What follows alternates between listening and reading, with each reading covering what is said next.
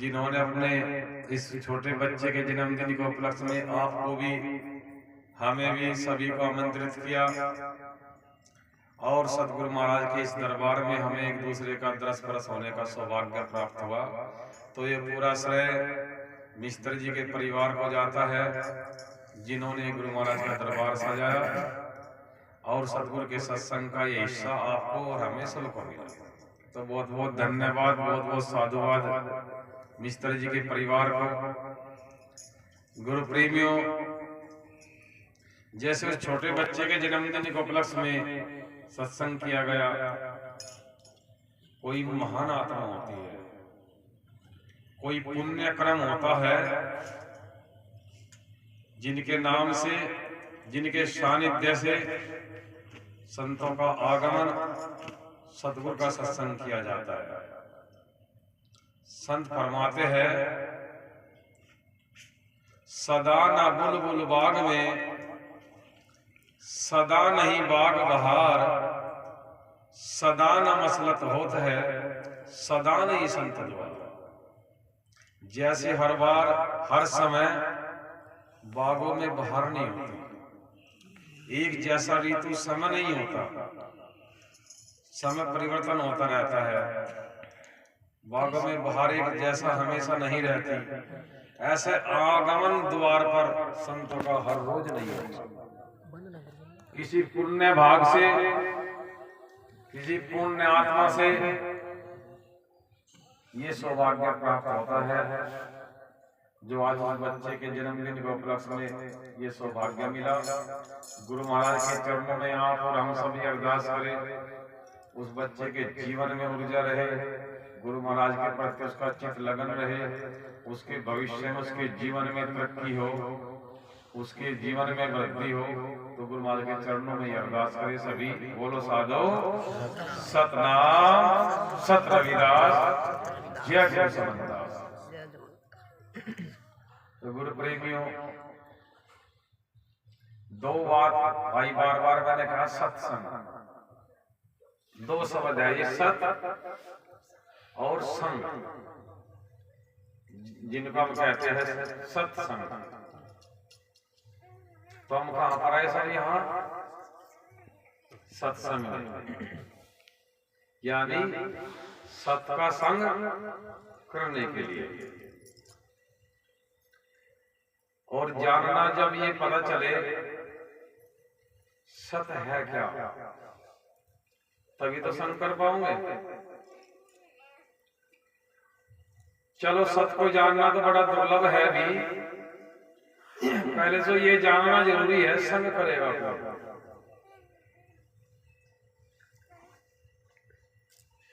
हम जितने भी यहाँ बैठे हैं, हम सब संग करने के लिए आए, लेकिन जानना तो ये जरूरी है ना, संग करेगा कौन।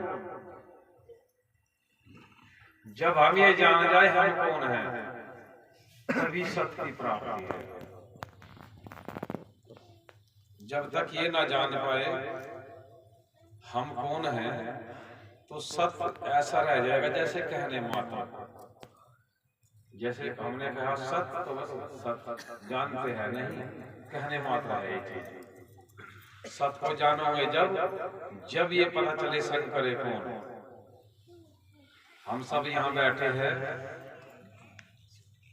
मैंने ये भी नहीं कहूंगा कि किसी को पता नहीं गुरु महाराज का दास सेवक कैसा प्रेमी यहाँ साथ बैठा है, वो गहीना पुरुषों में भी हो सकते हैं, महिलाओं में भी हो सकता है, जो जान चुका है अपने आप। और जिसने अपने आप को जान लिया वो गुरुमुख हो गया, वो ही सत का संगी हो गया।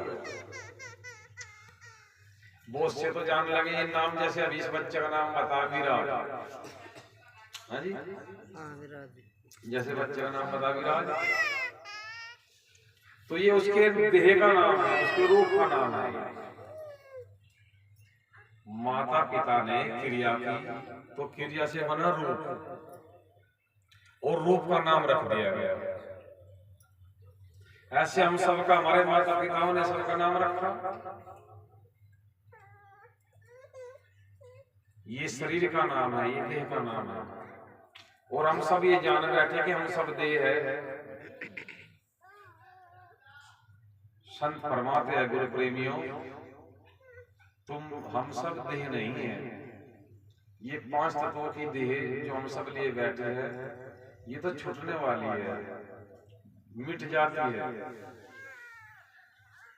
लेकिन जो संग करने चले वो कभी मिटता नहीं, उसका कभी नाश नहीं, वो अविनाशी है।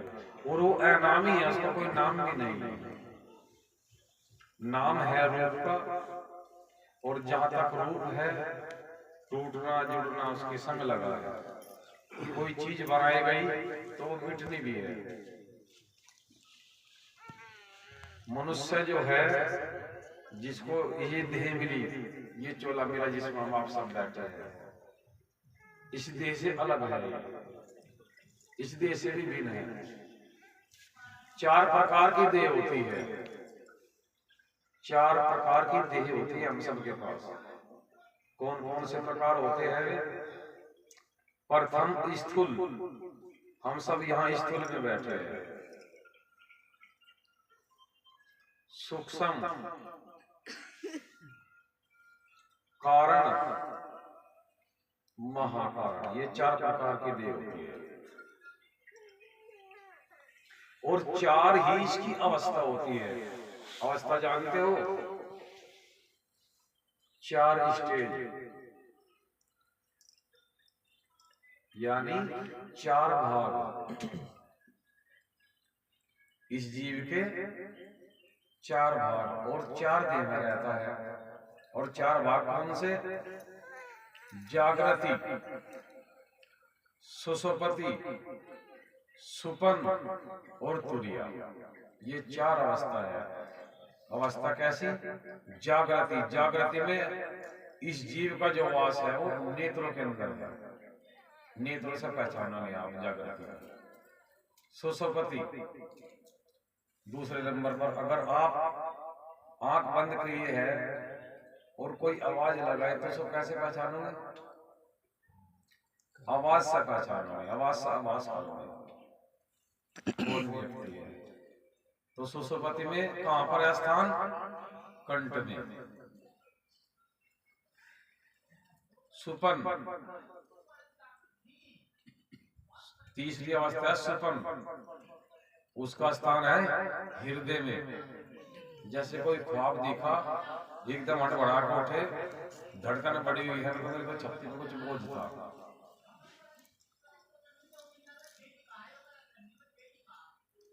ये तीसरी अवस्था है। फिर अवस्था है इसकी तुरिया। तुरिया कहते हैं ध्यान अवस्था, उसका स्थान मस्तक पे है आपका। जब ये ध्यान में चला गया तो ये देह भी छूट गई, देह का भी पता नहीं है कहां देह पड़ी। तो ये 4 इसकी अवस्था है और 4 इसकी देह है, लेकिन ये इनसे भी अलग हटता है।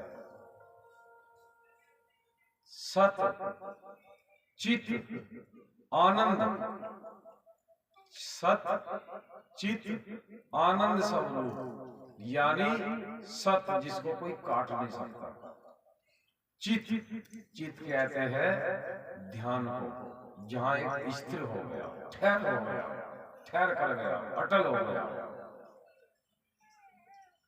आनंद जहां किसी प्रकार का शोभनी, डरनी, भैनी, लोभनी, मोहनी सबसे अलग हो गया, वो है ये व्यक्ति। और इसे जानना कब? सतचित आनंद हो आप, आपका विनाश नहीं, देह मिट जाएगी, लेकिन जो देह के अंदर रहा वो मिटता नहीं, वो है सतचित आनंद अविनाशी। और उसका ज्ञान कराते हैं गुरु। इसलिए हम सब यहाँ गुरु की शरणागत आते हैं, उसको चीज को जानने के लिए कि हम कौन है। जब आप ये जानो कौन हो तो तभी संग कर पाओगे। कहने का मात्र सत्संग नहीं होता कि हम सत्संग कर रहे हैं, सत्संग कर रहे हैं। सत्संग किया जाता है अपने अंदर, गाना बजाना नाचना ये सत्संग नहीं होता। सत्संग होता है अपने विचारों में परिवर्तन करना, अपने लक्ष्य को जान लेना, अपने आप को पहचान लेना, उसी को सत्संग कहते हैं।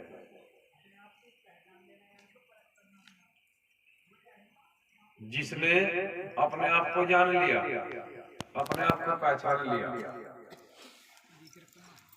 उसने संग कर लिया। तो गुरु प्रेमियों, ये तो बात उन महापुरुषों का जीवन का अनुभव, उनके जीवन का त्याग है, उनके जीवन का प्रैक्टिकल है, जिन्होंने अपने जीवन की सार से ये बातें वाणियों से, साखियों से हमें दी है।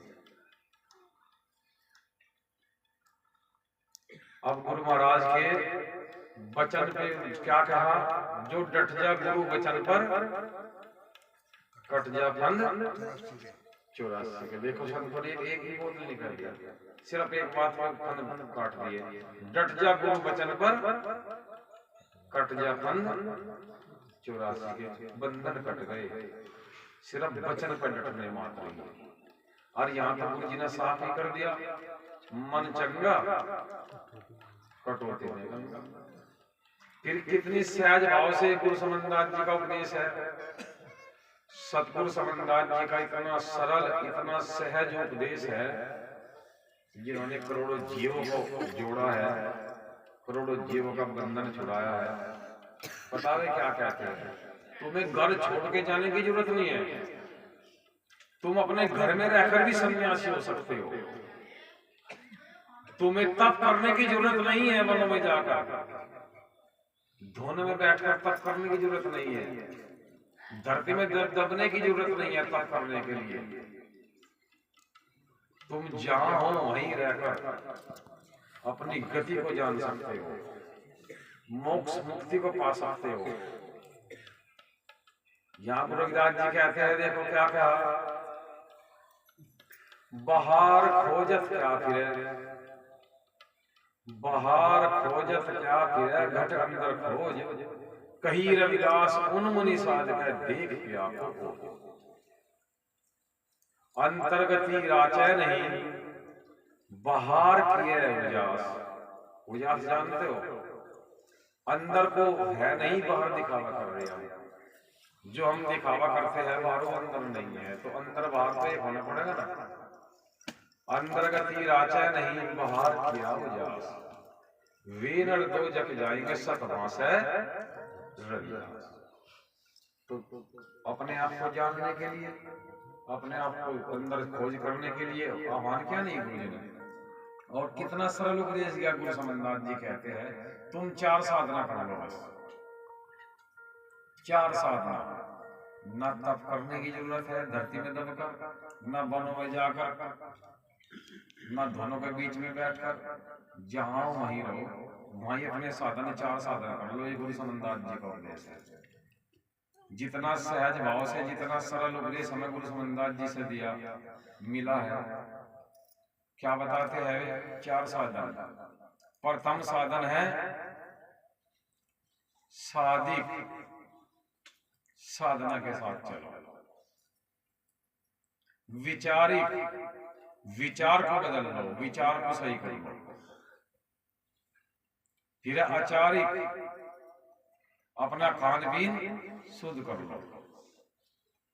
फिर ब्रह्मचारिक, अपने चरित्र को महान रखो, अपने चरित्र को सही रखो। तो इसमें कोई तप करने की जरूरत तो नहीं पड़ी ना। साहदिक, विचारिक, आचारिक, ब्रह्मचारिक, जिसकी 4 साधना पक्की हो गई, क्या कोई रोक लगा उसको मोक्ष मुक्ति पाने से? वो पूर्ण गुरुमुख हो गया, जिसकी साधना हो गई। हम सब एक दूसरे को क्या कहते हैं, साध जी, साध। साध का अर्थ है सद जाना, साधन संपन्न होना, अपने साधन को मजबूत कर लेना। क्या साधन? साधिक, आचारिक, ब्रह्मचारिक, विचारिक, ये 4 साधना जिसके मजबूत पक्के हो गए, वो गुरुमुख हो गया, वही हो गया संगी सत का, वही सत्संगी कहलाया। ये 4 साधना तुम अपने घर में कर सकते हो, अपने परिवार में रहकर कर सकते हो। ये गुरु समनदास जी का उपदेश है। गुरु जी ने ये कितनी सहज भाषा बता दिया। अपनी साधना को बना लो। अपनी साधना कैसे, या पल पल में जी पता नहीं क्या क्या मांगती है, खट्टा मीठा फिक्का खारा सब यही नहीं बताती। अगर जीभ पर लगा के देखो कुछ तो और स्वाद है, पीछे को धरोगे कुछ तो और स्वाद है, बीच में रखोगे तो कुछ और स्वाद है, हलक में डाल लोगे तो कुछ और स्वाद है। तो इस जीव का साधना करना है, अपने विचार को संवारना है। जिसके विचारों में परिवर्तन हो गया, जीवन में विचार बदल गया, तो समझ लो जीवन में परिवर्तन हो गया। अपने विचार को सही रखना है। वाणी संवार लो, हो गया भजन। अपनी वाणी का सुर संवार लो, हो गया भजन। आदत बुरी संवार लो, हो गया भजन। फिर खान पीन शुद्ध भोजन खाओ, शाकाहारी खाओ। तामसिक भोजन, मांसाहारी, गंदा भोजन, विकारिक भोजन मत खाओ। आचार सुधर गया, खान पीन सुधर गया। जब संत कहते हैं जैसा खावे ऐसा होगा मन, तो अपने खान पीन को सुधारना। ब्रह्मचारी, एक नारी सदा ब्रह्मचारी। अपने आचरण को, अपने चरित्र को सही रखो। सबकी बेटी बहन बेटी एक समान। इन्हीं नजरों से माँ को देखते हो, इन्हीं से बहन को देखते हो, इन्हीं नजरों से पत्नी को देख रहे, इन्हीं नजरों से बिटिया को देख रहे। देखने का नजरिया तो हो गए नहीं चारों साधन मजबूत। जब ये साधन मजबूत हो गए, क्या बताओ फिर तब करने की जरूरत है इस तरह वन में जाने की या धरती में दबने की? तो कितना सरल और सहज उपदेश दिया गुरु समनदास जी। गुरु महाराज की शरणागत में सभी समुदाय के लोग आए और सभी को एक ही उपदेश दिया। कोई सन्यासी हो, साधु हो उनका, कोई सामाजिक पारिवारिक गृहस्थी हो, एक ही उपदेश दिया सबको बैठा। और ये साधना चारों साधु के लिए भी है, सन्यासी के लिए भी है, घर पारिवारिक गृहस्थी के लिए भी है, सबके लिए साधना है। ये हमें साधना बताया हमारे गुरु ने। अगर ये हमारे साधना मजबूत, हमारे गुरु ने बताए साधना पक्के कर लिए, हमने मजबूत कर लिए, तो लग गया हमारे सत्संग, हो गया हमारे घर में सत्संग। ये अपने चार साधना संभाल लो, हो गए गुरुमुखी, बन गए सत्संग। लेकिन जब तक भ्रम खड़ा, धोखा अड़ा खड़ा, जब तक भ्रम नहीं मिटता। गुरु जी ने बताया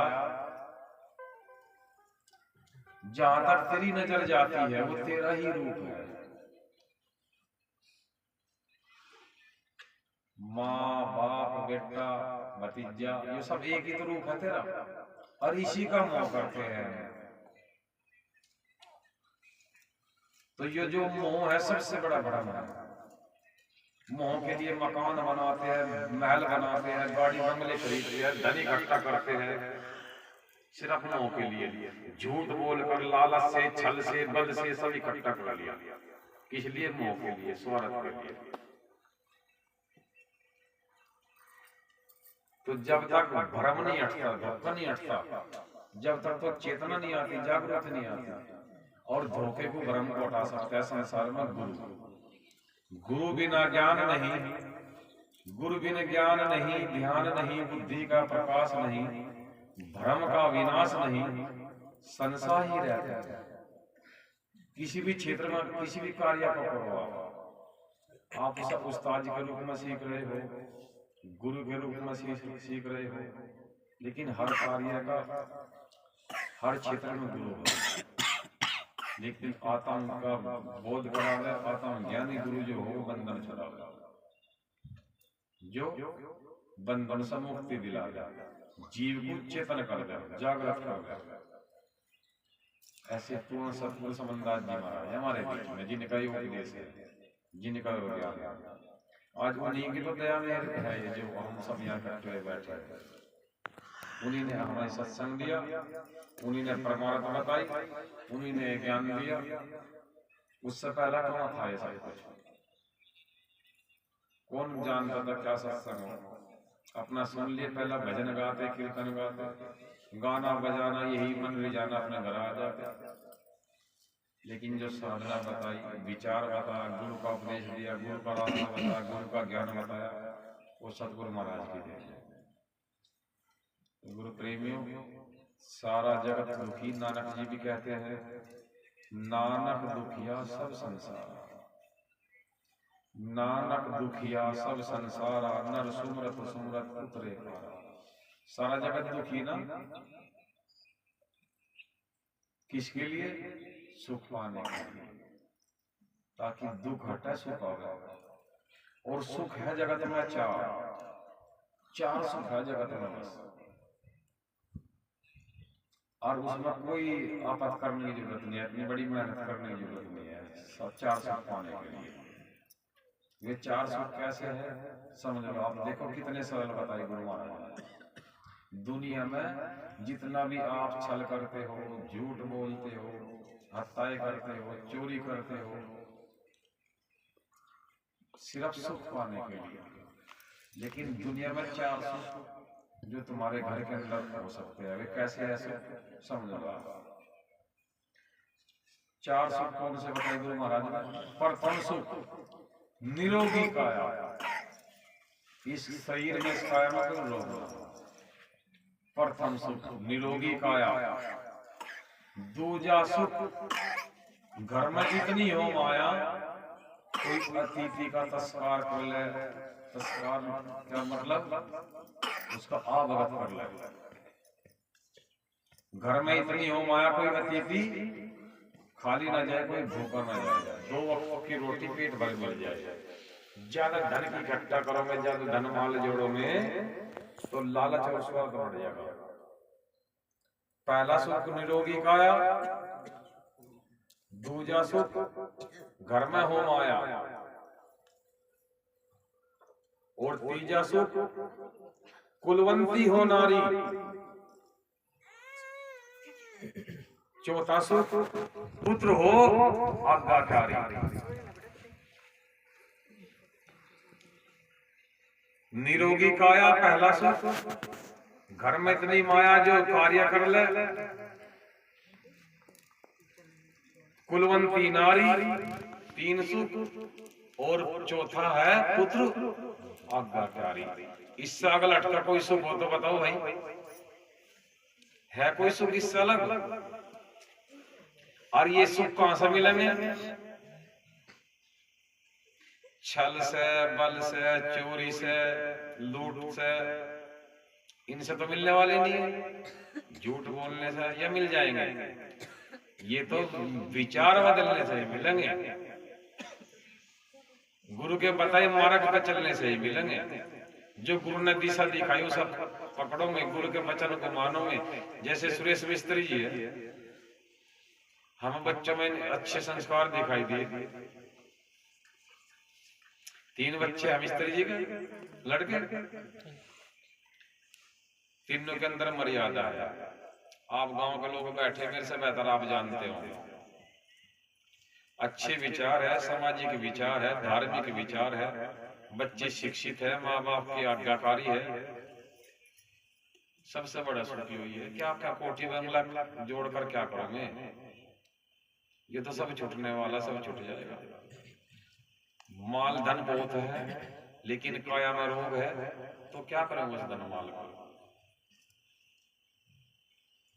कुलवंती घर में नारी ने कुलचनी नारी, क्या करोगे सुंदर स्त्री का धनवाल गाड़ी बंगले? पुत्र आज्ञाकारी नहीं है, क्या करोगे जो धन जोड़कर? खो देगा, मिटा देगा।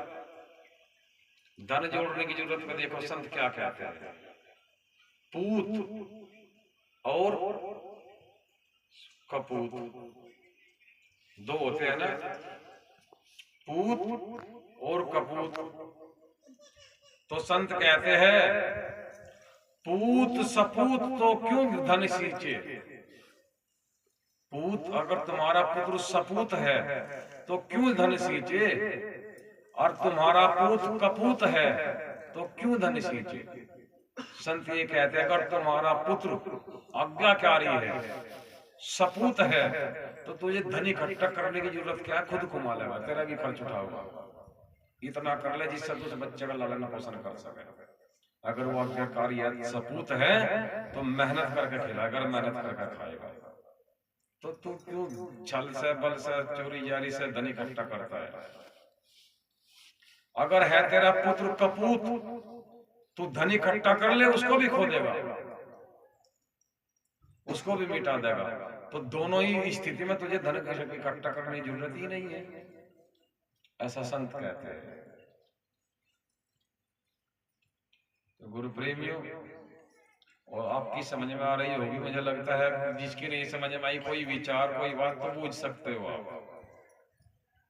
अगर तुम्हारी कोई बात, विचार जानने की जिज्ञासा है, कोई विचार समझ में नहीं आया है, आप पूरी रात से यहाँ बैठे हो, बैठे रहेंगे, तो आपका हक है जानने का, अधिकार है जानने का, बूझ सकते हो आप। जब तक तुम जानोगे किसी बात को तो कैसे मानो, जानना जरूरी है। और जानोगे जब ध्यान पूर्वक सुनोगे, कोई शंका है, कोई विचार उत्पन्न हुआ है, उसको बूझने की कोशिश करोगे।